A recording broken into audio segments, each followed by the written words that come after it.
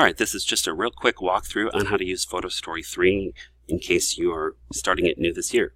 So if I go to the Windows button, if I've installed it correctly, you'll see it up at the top, PhotoStory for Windows up at the top. I can also scroll down and I can see it in my list of programs. So I'm going to open up PhotoStory 3, begin a new story. It's very simple, it walks you through.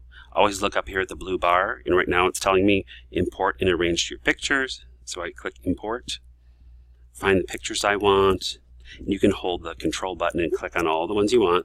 So you can put 20, 30, or 50 in at a time if you want. Then click OK. Once they fall into the bar down at the bottom, I can click on them. I can move them around if I need to. I can also rotate them. There's a rotate button. And if I want to get fancy, there's some edit tools right here. When I'm done importing and arranging my pictures, I click Next. It'll ask me to remove black borders. That's up to you. I'm going to click No for now. Oh, click Yes, because I'm going to continue without doing it.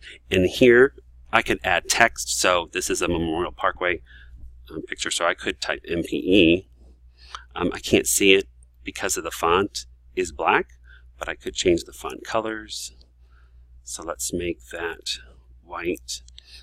And then I could also change the size.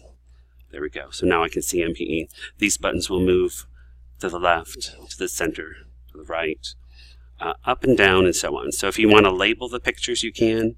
Then I can click Next. If I want to record on the pictures, I could record. So I could push record, talk, and then I would put a narration on that picture.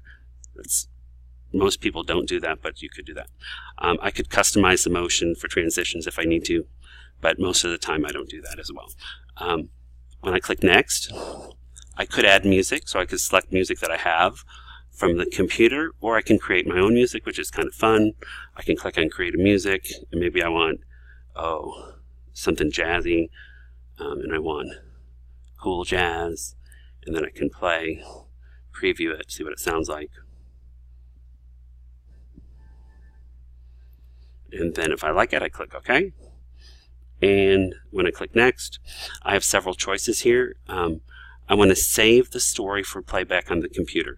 But before I do that, I'm going to save the project down at the bottom, because you want a copy of the project in case you need to come back to it and work on it later. So I'm just going to call this end of the year 2019 and save that. And then I'm also going to click on Save Your Story for Playback on the Computer. So I click Next. It's building my story. It's going to add the music, and so on. So you'll notice in just a second, if I go into my videos, so if I go into wherever I saved it, I probably should have put it someplace else, but let's look under my videos. There's my PhotoStory, and this is actually a Windows media file, so if I open it up, it's going to open it in that. It's going to have the music and so on, and play my whole slideshow. When I'm done, I could pretty much don't need to do anything else with it, but I have, if I decide, I need to edit this video, it's already in a movie format, I could go back to that project I saved.